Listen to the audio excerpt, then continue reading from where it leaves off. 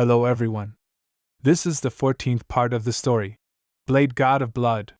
Chapter 27. There are vampires in this world? Pepper looked in disbelief. That Bert Wong was a vampire. He doesn't look like it at all. His face is not white, and his temperament is not gloomy, but he is quite handsome. Tony frowned and said, "It should be true. No wonder that kid has superpowers. No wonder that kid asked me to help him design something with UV protection." Obadiah was stunned. "Who are you talking about?" Tony said simply, "It's the blood god you mentioned. I met him and went to the casino together." "Then it seems that he has been eyeing you from the beginning. The vampire may want to annex our Stark Industries." Obadiah said unhappily. He had long regarded the Stark Industries as something in his pocket, but now someone has come out to grab his food. Tony said in disdain, "That kid?" Obadiah warned, "Don't underestimate the vampire clan. The wealth accumulated by the vampire clan for hundreds of years will surpass you and me. That kid is really rich." Tony snorted. He thought for a while, then shook his head and said, "However, it shouldn't be that kid who is plotting against me. He knows Aunt Carter, and Aunt Carter won't plot against me." "Is it Peggy Carter?" Obadiah hesitated for a moment and said, "Recently, there were rumors that Ms. Carter took refuge in vampires in exchange for eternal life and youth. She is the president of the Blood God Group." "That's impossible. Aunt Carter isn't that kind of person." Tony shook his head again and again. How could that woman become a vampire for eternity? Pepper had a different idea. She asked in surprise, "Can we live forever?" "It's just a rumor, and I'm not quite sure." Obadiah stood up and said, "Tony, no matter what the purpose of the Blood God Group is, we are all in danger now. I need you to give the board something to increase the board's confidence in you, lest they kick you out." "The Stark Industries is mine. Who can kick me out?" "Just ignore them," Tony said stubbornly. Obadiah tried a few words but failed to persuade the other party, so he could only leave. He decided that he would initiate a motion on the board of directors to kick Tony out. Stark Industries, it will only be his, Obadiah's. After Obadiah left, Pepper suggested, "Tony, you and Bert are friends. Why don't you call him and ask him what's going on?" "Who is his friend?" Tony denied it directly. He thought about it and said, "However, I can invite him and Aunt Carter to our house. I want to see Aunt Carter and ask her about her condition." Pepper said, "Okay, I'll call him." "Okay, Ms. Carter and I will be on time for our appointment." Bert put down the phone and said to Carter opposite, "Tony invited us to his house as a guest. It seems that our actions were noticed by him." "It's your action," Carter said. "I had a lot of people calling me and asking what our vampires were going to do." Bert shrugged and said, "Didn't I already reach a consensus with S.H.I.E.L.D.? Thanks to this consensus, otherwise we would not be so comfortable now." Carter said, "However, those people have left a warning.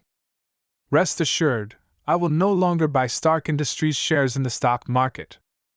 Bert smiled and said, "Although I'm looking forward to Tony working for me, it's impossible. He won't work for anyone. Tony is prouder than anyone." Carter said, "Blood God, you should be able to tell me now, which company is your target?" "That company."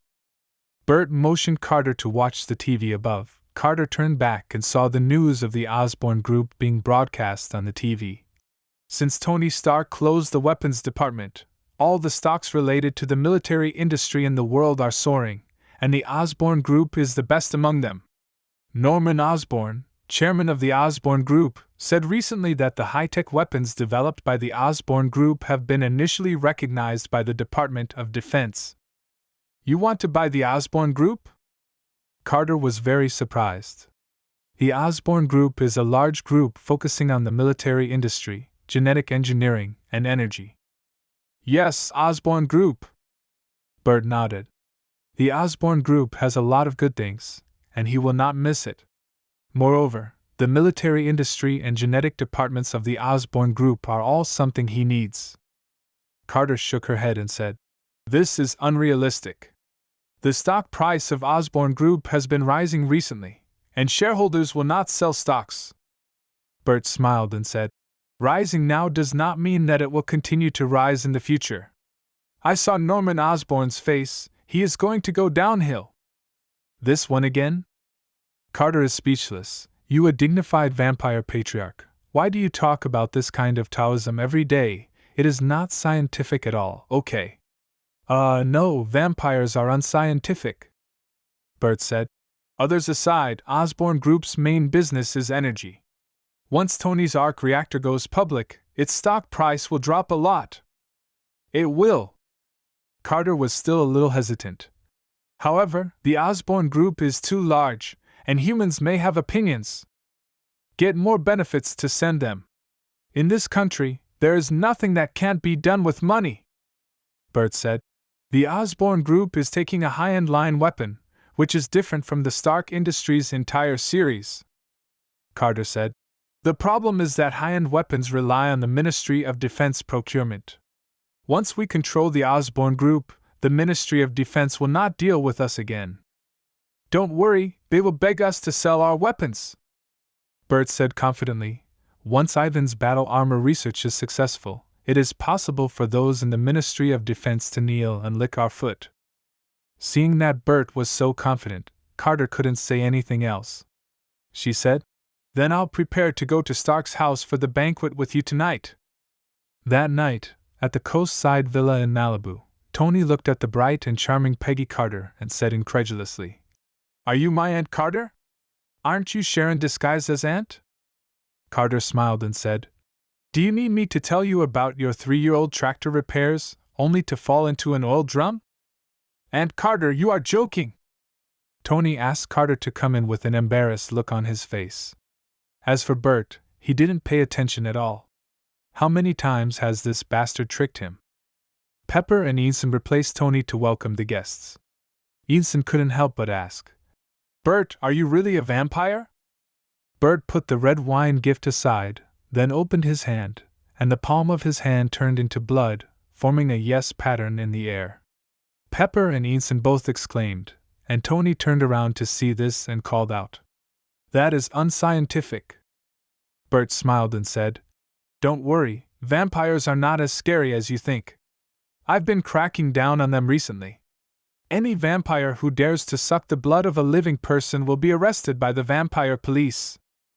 Tony couldn't help but ask, The vampire clan and police? Who gave you the license?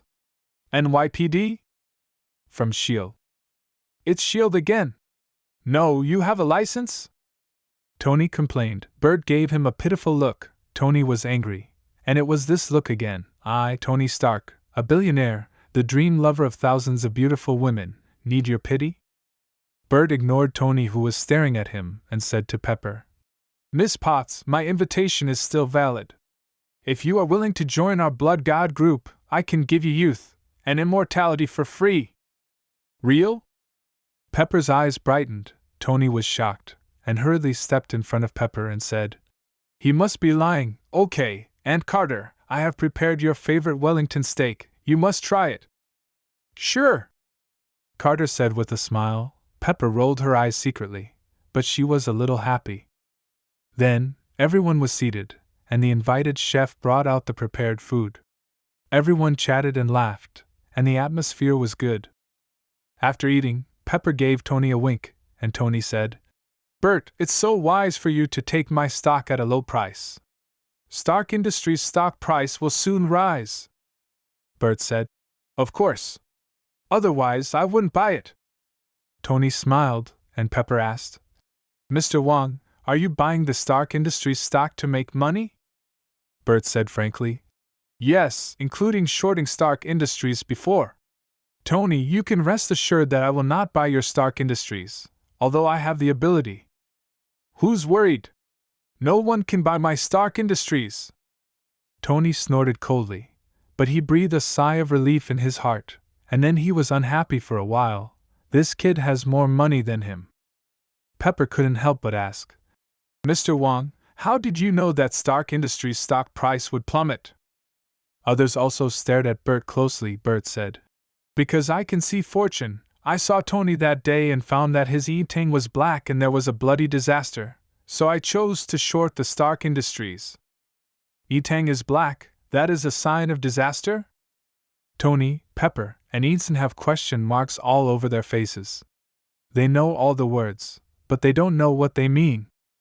Tony said unhappily. I think you are playing with me. Bert ignored Tony and said to Pepper, Miss Potts, do you mind if I help you take a look? Pepper asked curiously. Is it all right? Let's see, is it like a tarot card? More or less. Bert looked at Pepper and said, Miss Potts, you are a lucky person. Your dream for many years will come true. That man will marry you, and he will treat you very well. Pepper said in surprise, Really? Wait, what dream? Pepper, who is that man? You have a man you want to marry. Why didn't I know? No, I won't allow it. Tony was furious, and shouted out loud. In fact, he always liked Pepper, but there are too many women around him, so he didn't even realize his intentions. It wasn't until he was locked in the cave that Tony thought about Pepper day and night. At that time, he didn't know how important she was to him. That's why he is so furious now. He even wants to fight with Pepper's dream lover. What nonsense are you talking about? Pepper said shyly, caught her side and said, Tony, you are much slower than your father in this regard. The first time he saw Maria, he put aside all women and concentrated on pursuing her. What? Tony was so confused that even Eason couldn't stand it any longer. He said, Tony, who has been with Pepper for all these years? Tony said in hindsight, Who's with her? Of course it's me, that man is me? Yes, that scumbag is you. Bert laughed, and everyone laughed. Only Pepper's face was flushed, but Pepper Potts was Pepper Potts after all. She said to Tony, If you want to be with me, you can have other women by your side in the future. Compared to Pepper, Tony, the prodigal son in love, was a little overexcited. He nodded again and again. No problem, there will be no other women around me in the future, Jarvis, and I won't even answer other women's calls in the future. Recorded. The voice of the advanced artificial intelligence Jarvis sounded, and Tony was stunned for a while, a little regretful, but when he saw Pepper's happy face, he immediately felt that it was not bad. Pepper remembered something, and continued to ask Bert, Mr. Wong, what about after that? Bert said, After that you will be the president of Stark Industries. It's impossible. I don't have that ability, and the president of Stark Industries is either Tony or Mr. Stain and no one else. Pepper shook her head, again and again, not believing it at all. Bert said, Tony will engage in a very great career in the future. He has no time to manage Stark Industries, only you can do it. However, this is not a good thing, because you have to sleep with him and make money for him to spend, which is a loss. Tony said dissatisfiedly, Bert Wong, who do you think am I? How could I let my woman make money for me to spend? You are slandering me. Bert ignored Tony, and he continued to Pepper. And then you will have some conflict with him because of his great career. At this time, your destiny will have two branches. Tony complained. Future still has a branch line. No, how can you even see the branch line? Do you send drones to monitor the future? Pepper asked curiously. What branch? Bert said. The first branch line. You really can't stand the profession he is in, so you ran off with his driver. His driver? Happy? Pepper was stunned, and Tony was also surprised. He shouted, That guy Happy seduces you? I'm going to fire him. Pepper is speechless. Tony! Carter asked. What is the second branch? Bert said. In the second branch, you accepted his career, married him, and gave birth to a daughter, a very cute daughter who would cry out that she loves you 3,000 times. Wow! Tony and Pepper's eyes lit up before they became happy. Bert continued. Then Tony will sacrifice his life because of that profession. You bring his daughter and remarry his driver. In other words, his driver seems to be very cool. What, Tony will sacrifice? What? Running with the driver again? Tony and Pepper were both stunned, but they were shocked for different reasons.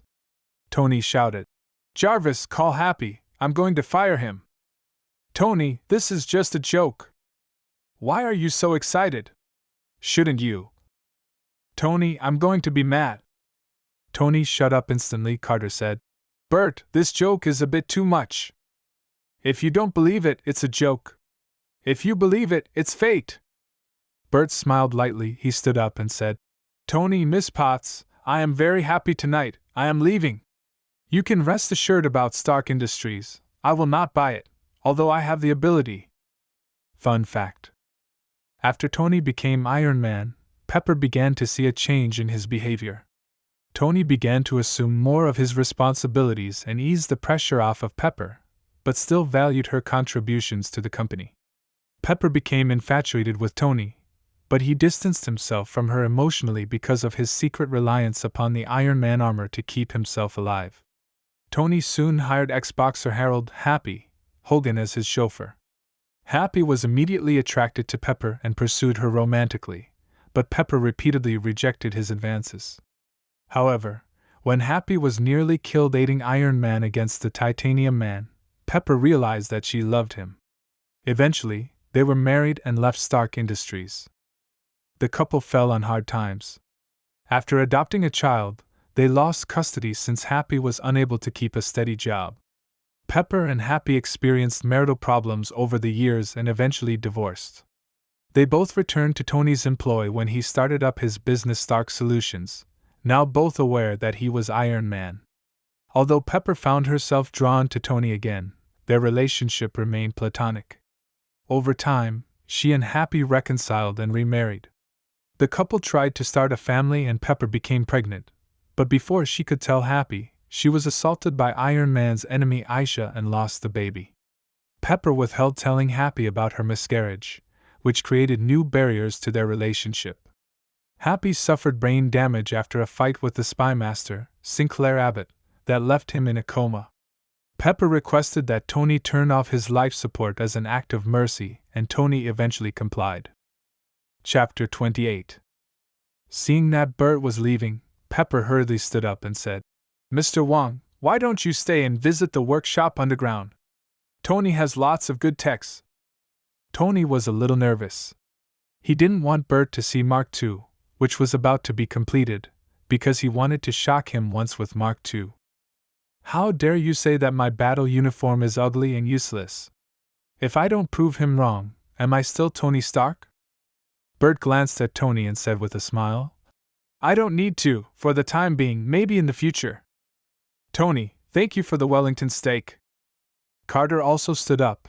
Tony got up hastily and hugged Carter. She whispered in his ear, "Be careful of Obadiah." "What?" Tony was shocked. Aunt Carter told him to be careful of Obadiah. Did Obadiah want to kill him?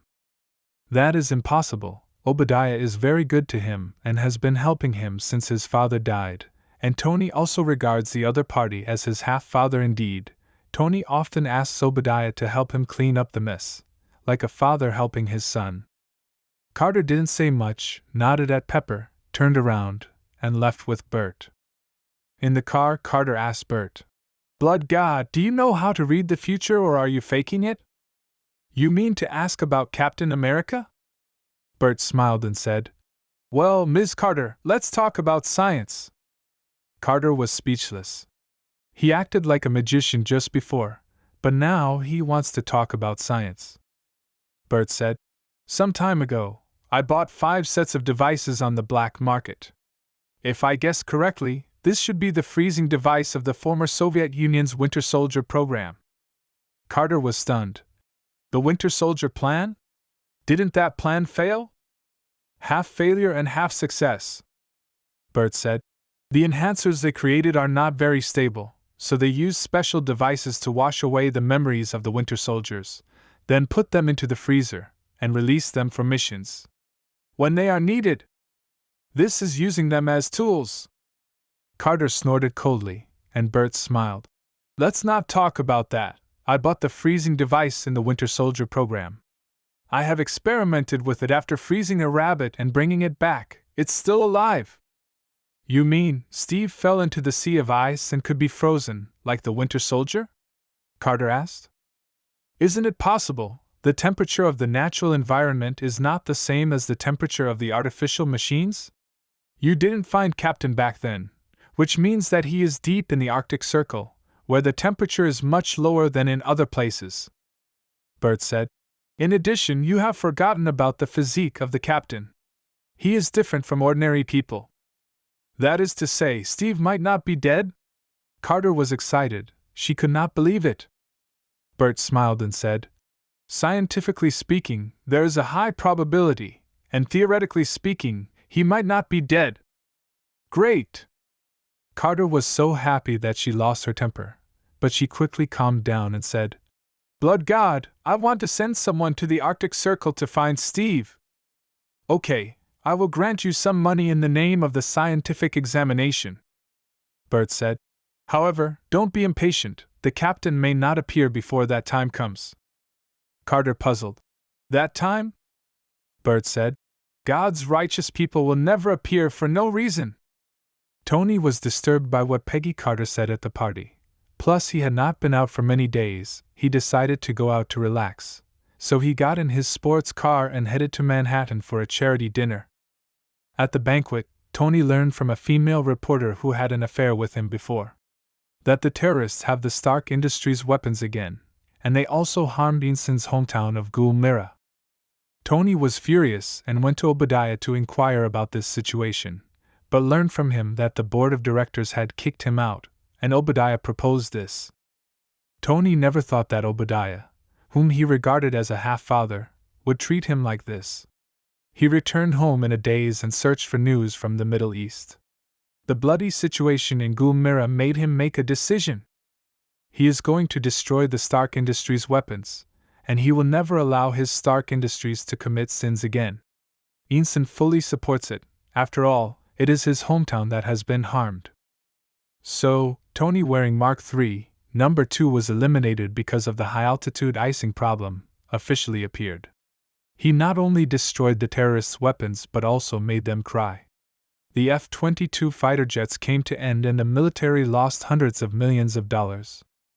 Excited Tony didn't know that the scenes of his battle were secretly recorded by Bert, and showed them to Vanko and his son.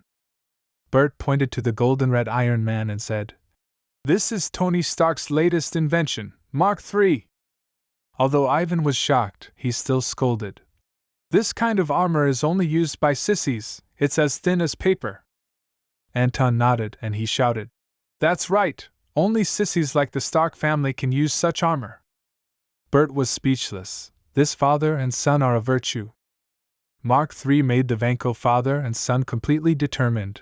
Anton Vanko said, Blood God, I want to become a vampire. I hope you will keep your promise, and us father and son will keep our promise and help you design all kinds of things.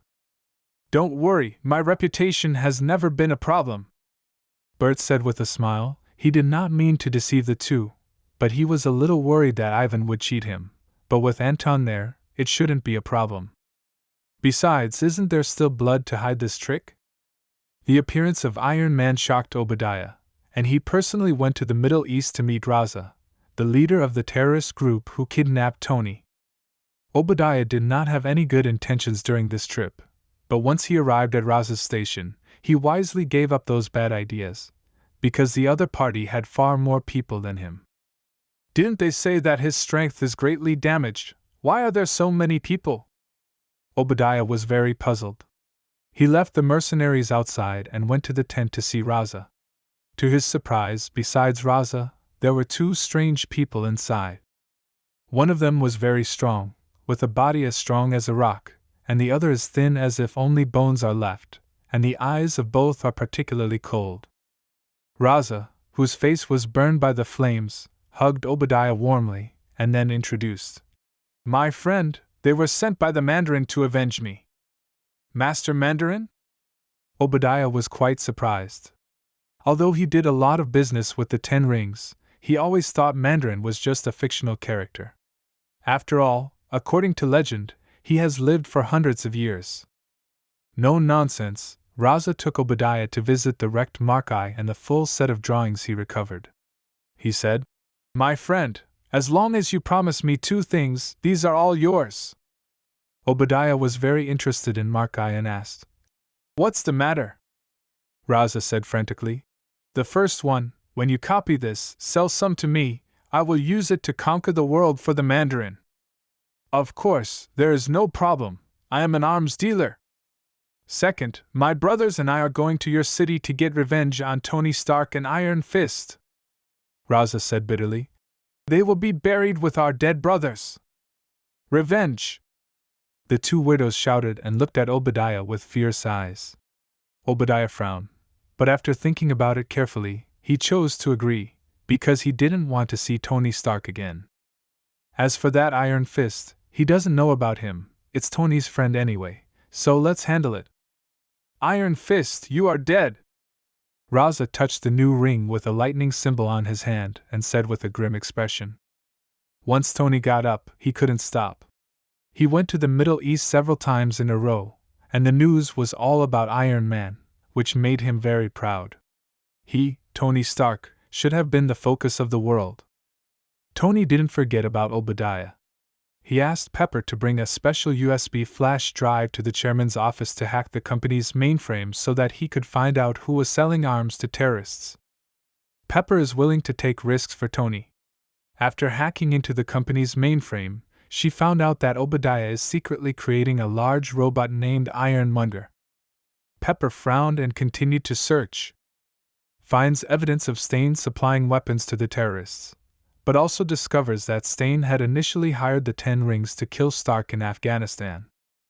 Obadiah not only sold weapons to terrorists but also wants to kill Tony. Pepper was stunned and hurriedly copied all these files into the USB flash drive. At this moment, Obadiah suddenly arrived, and his greeting almost frightened Pepper to death. After all, Pepper is the future female president of Stark Industries. She is very calm at critical times. While chatting with Obadiah, she covers the USB drive with a newspaper and sets the screen to screensaver mode. When the loading was almost finished, Pepper took the USB drive between the newspapers and left, and the moment she closed the door, she breathed a sigh of relief. It made her nervous. Before Pepper left the company, Obadiah found something wrong and hurriedly chased after her.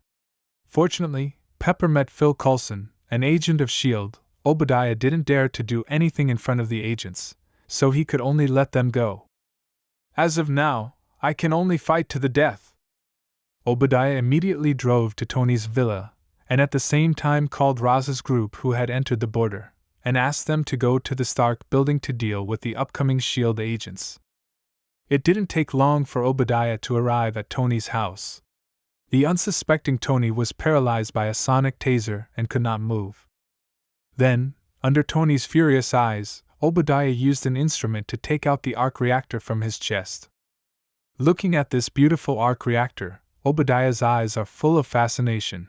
Such a small thing is enough to make the whole world crazy, and even let the military protect him with all its strength. The military is not ignorant about Obadiah selling weapons to terrorists. They are not so incompetent. Everything is just profit. Tony, thank you for laying the last golden egg for me. You can just wait here to die slowly. Unfortunately, you brought Pepper into this. Obadiah said in Tony's ear. Tony Stark, I'm not your butler, never have been. Tony couldn't speak, couldn't move. He could only watch Obadiah leave. His heart was full of bitterness. I didn't take you as a housekeeper. I took you as half a father. There is missile shrapnel in Tony's blood, and there is no electromagnet to hold them. Those shrapnels will soon enter his heart and kill him. Fortunately, there is another person in the villa that Obadiah does not know, and that is Ensign. Tony! When Ensign saw Tony's situation, he quickly took out the arc reactor of the previous generation and put it in his chest. It was the shoddy product Tony made in the cave. But Pepper kept it as a souvenir. After Tony recovered, he called Pepper, but no one answered. He almost fell in a hurry. He didn't care what to say to Ensign. He quickly equipped Mark III and flew towards Stark building at full speed. At the same time, in Burt Wang's villa, Ivan looked at the beer, peanuts, and potato chips on the table, and asked in a puzzled way, Are you looking for our father and son to watch the game together? It's much better than any game, Iron Man vs. Ironmonger. I've been waiting for this scene for a long time. Bert smiled and turned on the TV. The front door of Stark Industries appeared on it. He said to Ivan, who was teasing the parrot, "This is live, taken by a drone. You should be able to watch the whole scene." "I know Iron Man is that sissy. Who is Ironmonger?" Hearing about Tony, Ivan and Anton suddenly became interested. It is worth mentioning that Anton has become a vampire and is no longer as sick as before, but it will take some time to fully recover. "You'll find out soon enough." Bert laughed. At this moment, his cell phone rang suddenly. He answered it, and Nick Fury's voice came from the receiver. "My people were arrested by the terrorists in the Middle East, and they asked for the Iron Fist." "Ah? What's that to do with me?" Bert was stunned. He said, "This is the territory of the United States. Don't tell me that you can't even deal with a group of terrorists." "The commandos of our New York branch have been wiped out, Bert. During this time, our shield has been under a lot of pressure because of you. I hope you can help those agents and Tony," Director Fury said. "Just treat it as an after-sales service." Bert understood that the real purpose of Director Fury looking for him was not for those agents, but Tony. He wanted Bert to help Tony deal with Obadiah. "Is that so?" Bert thought about it and said, "How about a favor?" Director Fury was silent and said, "Yes, but you know my bottom line. I'm a law-abiding citizen. What are you worried about?" Bert sneered. He hung up the phone, stood up, and scolded unhappily. "I wanted to watch a play, but I ended up participating in it, so I prepared a bunch of peanuts and potato chips for nothing." This marks the end of part 14 of the story, Blade God of Blood.